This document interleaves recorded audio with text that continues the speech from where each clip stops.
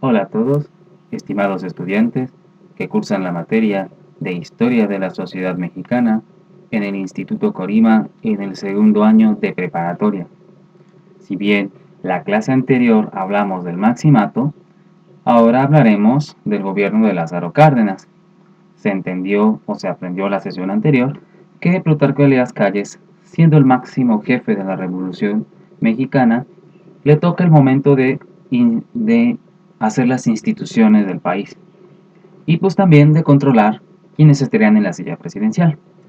En esta clase vamos a hablar sobre este gobierno de Lázaro Cárdenas y pues evidentemente quién va a ser el que va a romper con el maximato, ¿sí? Y pues bueno, va a tomar una política distinta a la que Plutarco Elías Calles tenía. Sin embargo, pues tenemos que analizarlo, como lo pueden ver ahí en la pantalla, a través de esta línea de tiempo, ¿sí? De la gestión de este presidente. Bien, como lo dijimos, pues Plutarco Elías Calles era el árbitro político desde 1929.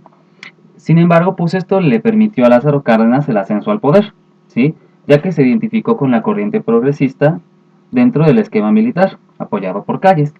El jefe máximo había participado en la elaboración del plan seccional, que debió ser modificado ante la oposición. Cárdenas tuvo que aceptar a callistas en su gabinete, como por ejemplo a Rodolfo Calles, hijo de Calles precisamente, ¿sí? En la Secretaría de Comunicaciones y Obras Públicas, Juan de Dios Bojorqués en Gobernación, etcétera, etcétera.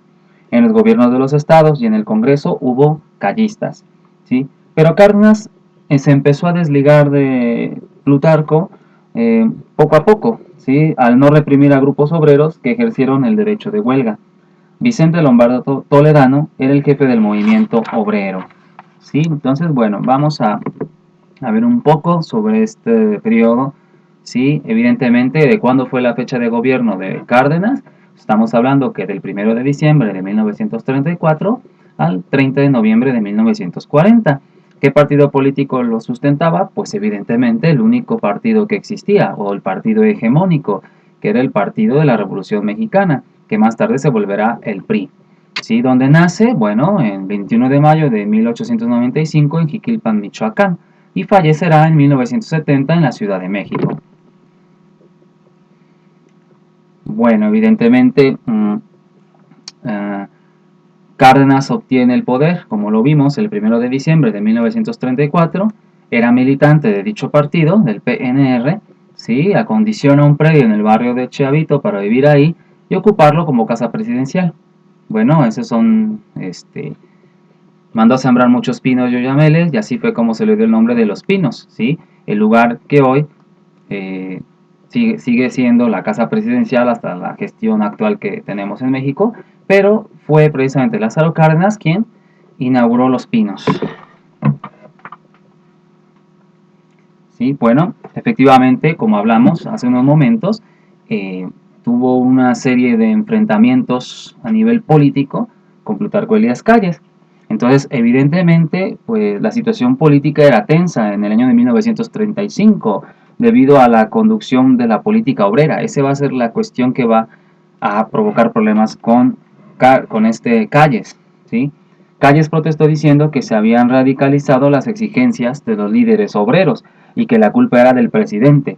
Varios políticos estuvieron de acuerdo con Calles, pero Cárdenas tenía de su lado a organizaciones obreras y campesinas, así como a miembros del ejército. Con esto a su favor, en abril de 1936 decidió expulsar del país a Plutarco Elías Calles y a varios de sus más cercanos colaboradores, ¿sí?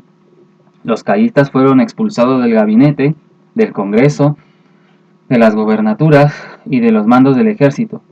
Inconforme con las expulsiones en 1937, Saturnino Cedillo se sublevó en San Luis Potosí, pero el gobierno resolvió el conflicto y en 1939 Cedillo murió y concluyó su movimiento.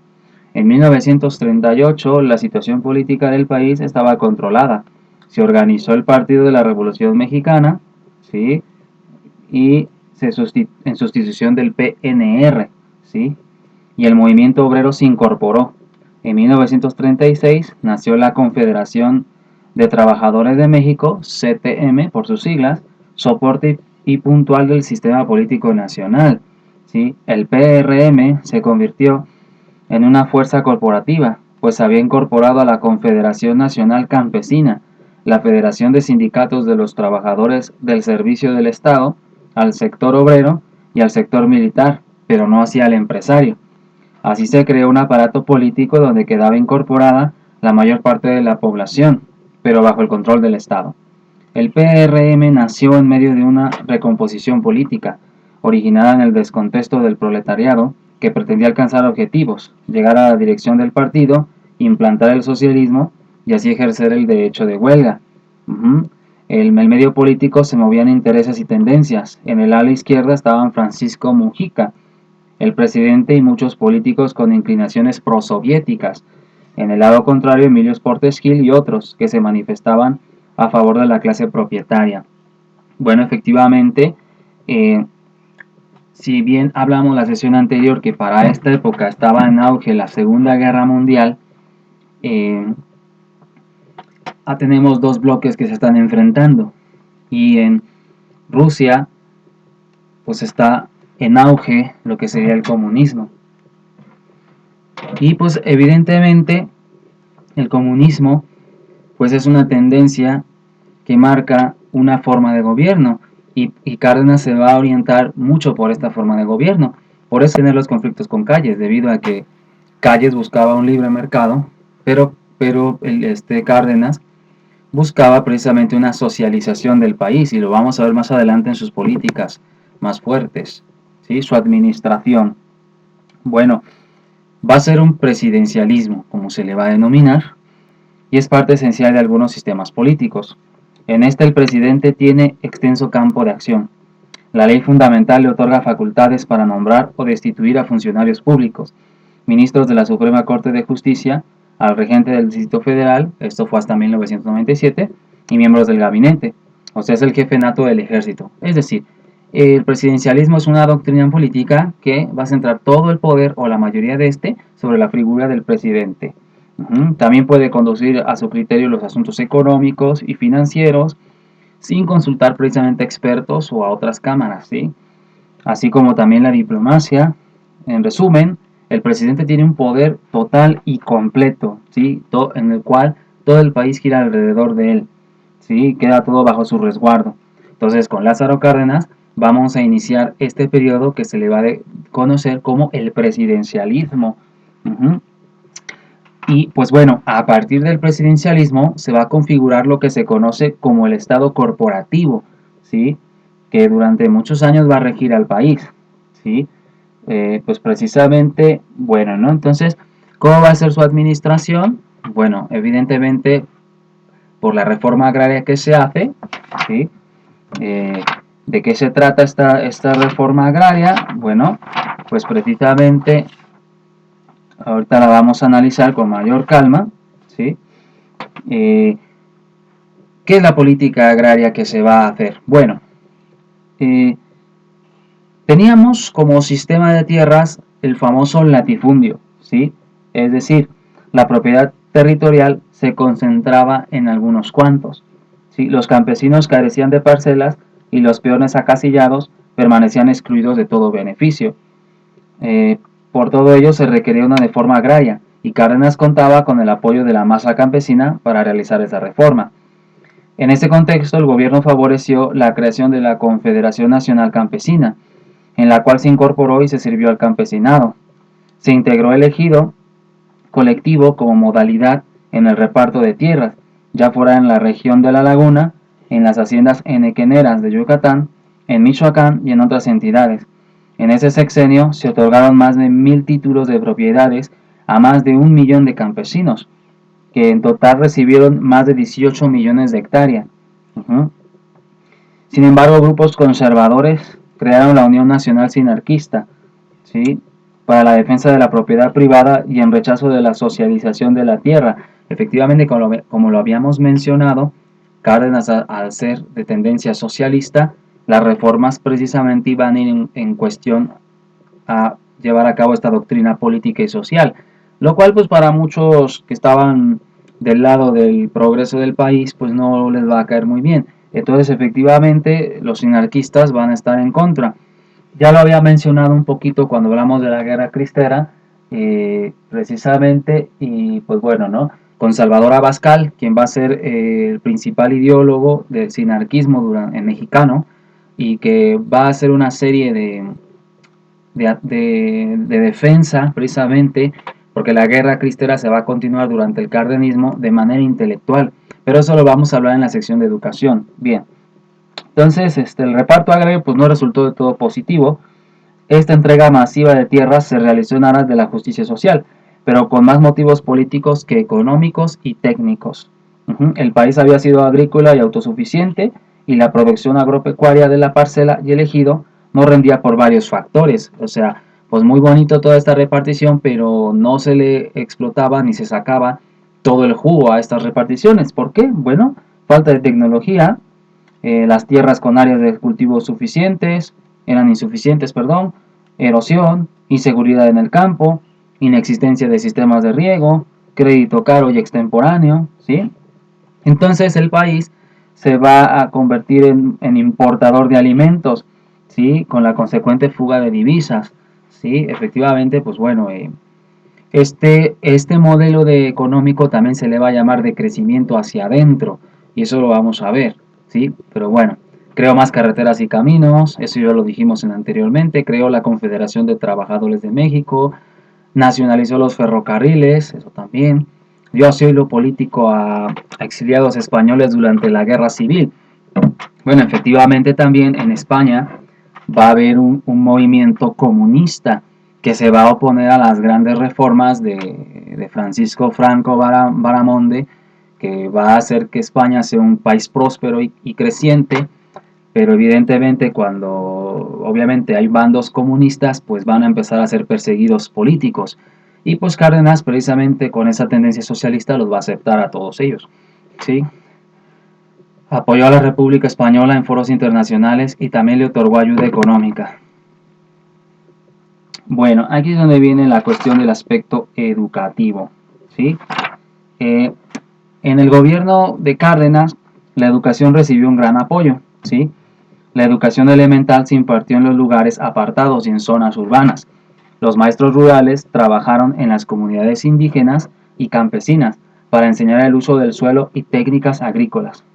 La educación elemental llegó a los adultos y se redujo el analfabetismo, generando la enseñanza técnica para capacitar a los obreros para el trabajo. Se crearon escuelas regionales campesinas y los internados, el Instituto Nacional de Psicopedagogía, la Escuela Normal de Educación Física, el Departamento de Educación Física, el Instituto Politécnico Nacional, el Consejo de Investigación Científica, el Instituto Nacional de Antropología e Historia y muchos otros más. Efectivamente, recordamos las reformas a la Constitución en su artículo tercero, que durante la Constitución de 1917 y luego durante Plutarco Elías Calles se reafirma que decía: la educación es laica, obligatoria, ¿sí? Y gratuita. Bueno, en diciembre de 1934 se estableció que la educación sería socialista, y al respecto de esto pues se va a modificar el artículo tercero y va a decir así, ¿no? La educación que imparta el Estado será socialista, y además de excluir toda doctrina religiosa, combatirá el analfabetismo y los prejuicios, para lo cual la escuela organizará sus enseñanzas y actividades en forma que permita crear en la juventud un concepto racional y exacto de universo y de la vida social. Entonces, en el artículo tercero va a decir así ahora: la educación es laica, gratuita, obligatoria y socialista. Y entonces se van a crear una serie de, de programas de la SEP donde se va a enfatizar, por ejemplo, la enseñanza de la evolución, ¿sí? Y van a crearse en estas normales superiores, los maestros van a estar entrenados para ir precisamente a las comunidades indígenas y a las comunidades de todo tipo para enseñar de esta manera. Efectivamente, esto va a tener repercusiones y problemáticas porque evidentemente estamos hablando de una población en ese momento del más del 90% que son católicos. Entonces, pues, no se va, la gente va a estar inconforme, porque imagínense que están aprendiendo los niños el catecismo, están aprendiendo el creacionismo como doctrina, digamos, teológica, y bueno, llegan estos maestros y empiezan a hablar de que los seres humanos provienen del mono, ¿no? Y de una serie de cambios eh, que van, digamos, adaptándose a la naturaleza. Esto es a nivel, digamos, muy de pueblo, y evidentemente se va a responder con violencia. Van a aparecer los famosos maestros desorejados, porque cuando llegaban a los pueblos e instalaban las escuelas, por lo regular la gente con turba enardecida los amarraban a los árboles y les cortaban las orejas como manera de castigo por estar enseñando, o los linchamientos, ¿no? Por estar enseñando de esta manera. A nivel, digamos, cultural, va a aparecer este gran personaje que es precisamente Salvador Abascal Carranza, que va a ser descendiente de los cristeros y que va a llevar, digamos, la guerra cristera a un nivel intelectual. O sea, ya no va a haber armas, y entonces él va a crear precisamente una serie de editoriales para que pensadores católicos, entre ellas va a ser la editorial Jus, ¿sí? Autores católicos puedan manifestar sus ideas, porque efectivamente, si tú eras un autor católico que querías publicar un libro, estaba prohibido. Entonces, pues efectivamente, eh, Abascal Carranza va a fundar esta editorial y muchos pensadores van a poder expresarse. Él va a inaugurar lo que se va a conocer como la hoja de combate, y ahí es donde va a combatir precisamente el socialismo que imperaba en México a través de argumentación y de críticas a la política de esa naturaleza. Bien, el cardenismo. Entonces, bueno, efectivamente venimos con la cuestión de la expropiación petrolera, ¿sí? Ahora, ahí vuelvo a mencionar la reforma agraria, ¿sí? Bueno, pero eso ya lo habíamos hablado un poquito, de cómo se va a pasar del latifundio a una doctrina social de la tierra. Ahora vamos a la expropiación petrolera, que es, digamos, el asunto que hace más famoso esta presidencia.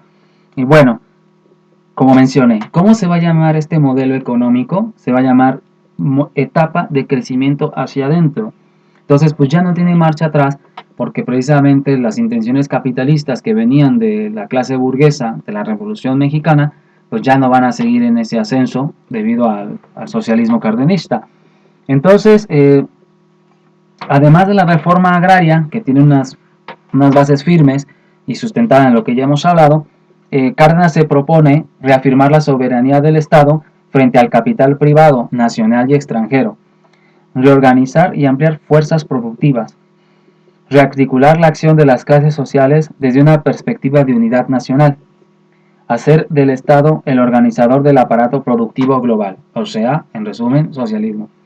Como parte de su estrategia, precisamente del crecimiento hacia adentro, el 18 de marzo de 1938 declara expropiados por causa de utilidad pública y a favor de la nación todos los bienes de las empresas petroleras extranjeras. Efectivamente, pues, ¿quiénes eran los países que tenían mayores capitales en el asunto del petróleo? Pues Gran Bretaña y Estados Unidos de Norteamérica, ¿sí? Entonces, estos países empezaron un boicot internacional contra México, en el que se incluyó la suspensión de importaciones de petróleo y la negativa de vender equipo y maquinaria para la industria petrolera. Estados Unidos de Norteamérica suspendió la compra de plata, que significó para nosotros 16% de las exportaciones, ¿sí? El gobierno se vio la necesidad de reducir el gasto público, devaluar la moneda e incrementar los impuestos a las importaciones. La burguesía y los militares señalaron la expropiación como un grave error político y económico. Los trabajadores petroleros, en cambio, no solo la desencadenaron, sino que la sostuvieron con un doble resultado, ¿sí? Primero, por ineficacia en el manejo económico, pero en lo político fue un instrumento útil para eliminar cualquier movimiento de reivindicación para enfrentar la amenaza externa. En síntesis, podemos decir que el cardenismo consiguió imponer un ritmo de crecimiento que revirtió la disminución sufrida durante el periodo revolucionario y no superada en la era de los caudillos.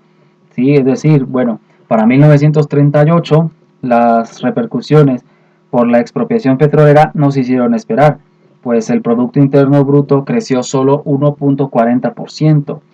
El ritmo de crecimiento de la economía mexicana durante el gobierno de Cárdenas fue de 4.5% anual en promedio. Desde entonces y hasta la década de 1980 encontramos un estado promotor en el proceso de sustitución de importaciones porque crea empresas siderúrgicas, productoras de fertilizantes, de vagones, de ferrocarril, de refinación de petróleo y petroquímica básica, organismos encargados del abasto y la distribución de bienes de consumo y subsidio del consumo popular. Entonces, bueno, efectivamente, a raíz de esto va a desarrollarse el famoso modelo EASY, ¿no? O sea, quiere decir industrialización vía sustitución de importaciones, ¿no? Entonces, pues efectivamente, esto va a decir que ya no va a haber inversión extranjera en empresas, sino que el Estado va a proponer la creación de empresas bajo el capital y dirección del Estado, ¿sí? Para producir sus propios insumos. O sea, es decir, si antes exportaban a lo mejor metal de Estados Unidos, bueno, se cancelan esas importaciones y ahora se crea una fábrica mexicana que precisamente produzca esos productos, ¿vale? Entonces, bueno, el plan sexenal que tenemos acá es precisamente, bueno, otorga tierras a los campesinos de forma ejidal, ya lo dijimos, otorgó parcelas, ya lo dijimos también, se creó el Sindicato de Trabajadores Petroleros de la República Mexicana, sí, bueno, también eso, evidentemente, al expropiar las empresas petroleras y volverlas de nacionales, pues se tiene que crear un sindicato, que es el que actualmente rige, y que es el que no permite también que se privatice Pemex para que siga creciendo, ¿no? Entonces, pues no. Las empresas petroleras se expropiaron, bueno, ya se dijo también, entonces, bueno, ¿no? Evidentemente esto también dentro del boicot que van a hacer los países afectados, van a reclamar la deuda externa. Entonces llegarán a un acuerdo y pues bueno, se va a hacer en un plazo de 10 años, como la ley lo señala, ¿sí? Entonces bueno, al final del periodo, pues hacia el final del mandato de Lázaro Cárdenas, diversas fuerzas económicas y políticas del país, dispuestas a defender sus intereses y al mismo tiempo a introducir un nuevo modelo de gobierno menos radical, propusieron la candidatura de Manuel Ávila Camacho para la presidencia. En la oposición estaba Juan Andreu Almazán, propuesto por las fuerzas conservadoras del país, entre estas el PAN. Bueno, efectivamente, se van a preguntar, bueno, es que entonces, ¿cuándo empezaron los partidos de oposición? Pues efectivamente, el PAN va a ser uno de los primeros partidos de oposición fuerte, ¿no? Evidentemente, o a pesar de que la historia del Partido Acción Nacional se remonta hacia el siglo XIX, la facción conservadora de este organismo político representa los intereses de aquellos centralistas, ¿no? De aquel momento, de los que deseaban una monarquía o un imperio, ¿sí? Efectivamente, pues bueno, ¿no? En el siglo XX Acción Nacional va a mostrar la tendencia conservadora a nivel, pues, federal, ¿no? Entonces, pues sí, como vimos, acuérdense que la Constitución de 1917 se intenta derogar de manera política a través de la Acción Nacional, precisamente, y pues a través de los cristeros, después con la defensa legítima. Pero bueno, entonces, ¿cuándo podemos hablar de un inicio como tal del Partido Acción Nacional? Pues es precisamente regresando al asunto del sinarquismo, y es que en 1934 las organizaciones religiosas se manifestaron contra la educación socialista, dando inicio a una etapa nueva de resistencia contra la política gubernamental. Así entonces, bueno, nace como dijimos, la Unión Nacional Sinarquista, y precisamente el 15 de septiembre de 1939, Manuel Gómez Morín, destacado intelectual y político, encabezó un grupo de políticos de derecha y pues con ellos fundó el Partido Acción Nacional, ¿sí? Organización cuyos principios comulgaban con los intereses del libre mercado, de desarrollo social, ¿sí? De personas conservadoras, de católicos, profesionales y altos intelectuales, ¿vale? Entonces, efectivamente, bajo el PAN, pues se va a nominar a Juan Andreu Almazán, ¿sí? Pero pues evidentemente como Manuel Ávila Camacho se aproximaba en su discurso a la propuesta de Almazán, pues empieza a perder discípulos, ¿sí? Entonces, pues bueno, en los comicios se realizaron las votaciones y en julio de 1940 se llama a votación, como mencioné, y Manuel Ávila Camacho triunfa, ¿sí? Y entonces, pues evidentemente el 1 de diciembre de dicho año ocupa la presidencia para el periodo 1940-1946. Bueno, pues muchas gracias. Nos vemos en la siguiente sesión. Hasta pronto.